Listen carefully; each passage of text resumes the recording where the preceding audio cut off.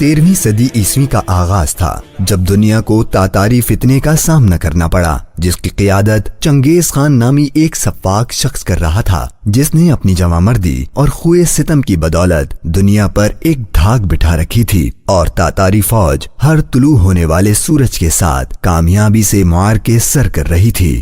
یہ وہ دور تھا جس نے کئی ایک طاقتور سلطنتوں کا بھرم بیچ چوراہے کھول کر رکھ دیا تھا۔ لیکن ہم اس ویڈیو کے لیے آج کردستان سے آغاز کریں گے، جہاں تاتاری فوج نے بدترین قتل عام کے بعد جب کھوپڑیوں کے مینار تعمیر کیے تو ایسے سفاک زمانے میں چرواہوں کے ایک قبیلے نے اپنے سردار سلیمان شاہ کی قیادت میں ہجرت کر کے موجودہ ترکی کو اپنا مسکن بنا لیا، جہاں سلجوق خاندان کے حکمران سلطان علاؤ الدین کی حکومت تھی، جو خود بھی اس وقت رومی یلغار کی زد میں تھا۔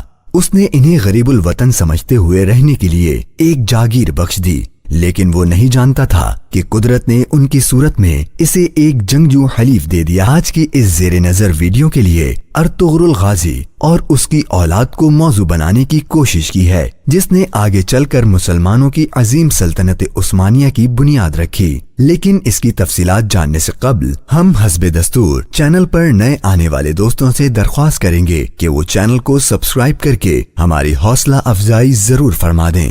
ارطغرل غازی کی پیدائش 1188 عیسوی میں ہوئی اور وفات 1280 عیسوی میں۔ آپ کے 3 بیٹے تھے، جن میں عثمان غازی نے 1291 یعنی اپنے والد کی وفات کے 10 سال بعد خلافت قائم کی، اور ارطغرل کے اسی بیٹے عثمان کے نام سے ہی خلافت کا نام خلافت عثمانیہ رکھا گیا۔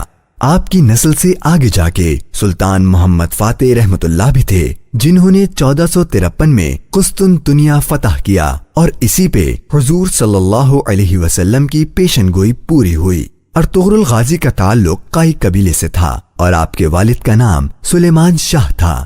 آپ کے 3 اور بھائی تھے۔ آپ کی والدہ کا نام حائمہ تھا۔ آپ کی شادی سلطان علاؤ الدین کی بھانجی حلیمہ سے ہوئی، جس سے آپ کے 3 بیٹے ہوئے۔ آپ کا قبیلہ سب سے پہلے وسط ایشیا سے اناطولیہ آیا تھا، جہاں سلطان علاؤ الدین سلجوق سلطنت کے سلطان تھے، اور یہ سلجوق سلطنت کا علاقہ سلطان الپ ارسلان نے 1071 میں بازنطینوں کو یعنی جنگ ملازکرد میں عبرت ناک شکست دے کر فتح کیا تھا۔ کتب تواریخ کے مطابق جب آپ اپنے 400 جنگجوؤں کے ساتھ اناطولیہ جا رہے تھے تو وہاں انہوں نے دیکھا کہ 2 فوجیں آپس میں لڑ رہی ہیں۔ ایک فوج جیت رہی تھی اور دوسری فوج شکست کھانے کے قریب پہنچ چکی تھی۔ ارطغرل نے اس وقت اپنے ساتھیوں کے ساتھ شکست خوردہ فوج کا ساتھ دیا۔ ارطغرل نے شکست خوردہ فوج کا ساتھ محض اپنی اس فطرت کی وجہ سے دیا کہ وہ کمزوروں اور مظلوموں کا ساتھ دینا فرض سمجھتے تھے۔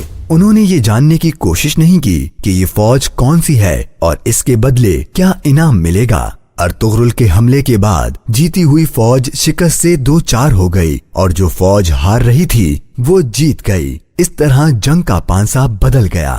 ارطغرل نے جس فوج کا ساتھ دیا تھا وہ سلجوق سلطنت کی فوج تھی، اور سامنے منگولوں کی فوج تھی۔ بعض مورخین نے صلیبی فوج لکھا ہے۔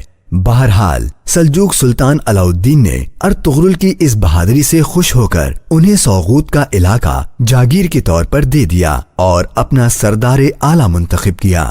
وہاں آپ نے صلیبیوں کے ایک مضبوط قلعے کو فتح کیا جو حلب کے قریب تھا۔ اس کے بعد منگولوں کی یلغار قریب ہوئی تو ارطغرل غازی نے منگولوں کے ایک اہم لیڈر نویان کو شکست دی۔ نویان منگول بادشاہ اوکتائی خان کا رائٹ ہینڈ تھا، اور اوگائی خان چنگیز خان کا بیٹا تھا۔ معزز خواتین و حضرات، ارطغرل غازی نام ہے اس جواں ہمت شخصیت کا جس نے اپنے کردار و عمل کے ذریعے بیک وقت نہ صرف اپنے عہد کے عیسائیوں بلکہ دامن اسلام کی آستینوں میں چھپے ہوئے غداروں سے بھی جنگ کر کے ان پر فتح پائی، اور بالآخر اس کے فرزند ارجمند نے اس عظیم سلطنت کی بنیاد رکھی جو دنیا میں 600 سال سے زیادہ تک مرکز اسلامیہ کی علامت رہی۔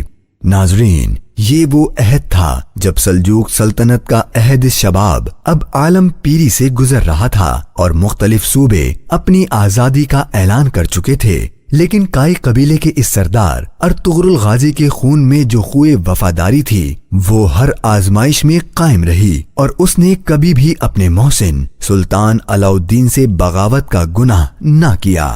یہی وہ دن تھے جب 1258 میں ہلاکو خان نے خلافت بغدادیہ پر حملہ کر کے اس کو تہس نہس کر دیا، جس کی بدولت عالم اسلام کی مرکزیت ختم ہو کر رہ گئی۔ لیکن فطرت کی چالیں اپنی اور جداگانہ ہوتی ہیں، سو اسی سال اللہ نے ارطغرل کے گھر اس کے صاحبزادے عثمان کی شکل میں ایک نئی روح بھیجی، جس نے اپنی اوائل عمری میں ہی یہ محسوس کر لیا تھا کہ مسلمان ہر گزرتے دن کے ساتھ زوال آشنا ہو رہے ہیں۔ وہ جان چکا تھا کہ سلطنت سلجوق صدیوں کے سفر اور رومیوں سے جنگ کے بعد کمزور ہو چکی تھی، اور دوسری تاتاری یلغار ایک ایسا طوفان تھا جس کو روکنا غداروں سے بھرے دربار کے بس میں بھی نہ تھا۔ سو جب 1300 عیسوی میں تاتاری وحشی قبیلے نے سلجوق سلطنت پر حملہ کیا تو اس جنگ میں سلجوق سلطان اپنے انجام کو پہنچ گیا،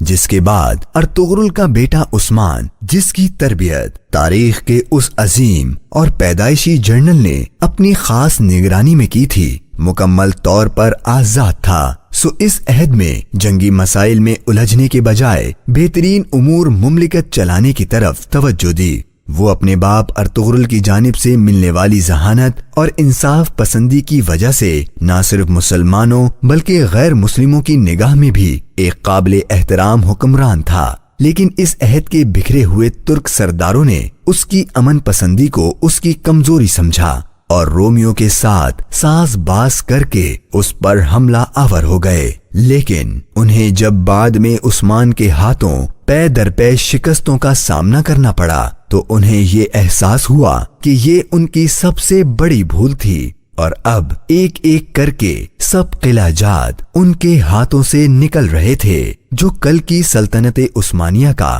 ایک باوقار آغاز ثابت ہوئے۔ اور پھر چشم فلک نے وہ وقت بھی دیکھا جب قسطنطنیہ یعنی موجودہ استنبول پر بھی پرچم اسلام لہرانے لگا، اور اب عیسائیوں کو اس بات کا یقین ہو چکا تھا کہ وہ اکیلے کبھی بھی اس مرد مجاہد کا مقابلہ نہیں کر سکتے۔ تو انہوں نے اپنی ہزیمت کا بدلہ چکانے کے لیے تاتاریوں سے مدد مانگی، جس پہ ارطغرل کے اس عظیم بیٹے نے اپنے جواں سال صاحبزادے اور خان، جو کہ ولی عہد کا منصب رکھتا تھا، اس کے مقابلے کے لیے بھیجا۔ اور یہ تاریخ اسلام کا ایک روشن باب ہے کہ اور خان نے چنگیز خان کی اولاد کو وہ عبرتناک شکست دی کہ اس کے بعد نہ ہی تو رومی اور نہ ہی تاتاری دوبارہ اس عظیم سلطنت کا رخ کر سکے، اور یوں ملت اسلامیہ کو ایک دفعہ پھر اپنی مرکزیت کے لیے قدرت نے خلافت عثمانیہ کے نام سے ایک عظیم سلطنت بخش دی، جس کا پرچم 600 سال سے زیادہ تک اسلامی عظمت کی علامت کے طور پر لہراتا رہا، اور بالآخر 20ویں صدی کے اوائل میں پہلی جنگ عظیم کے بعد آخری خلیفہ حمید سلطان کے زمانے میں اس کی سانسیں اکھڑ گئیں۔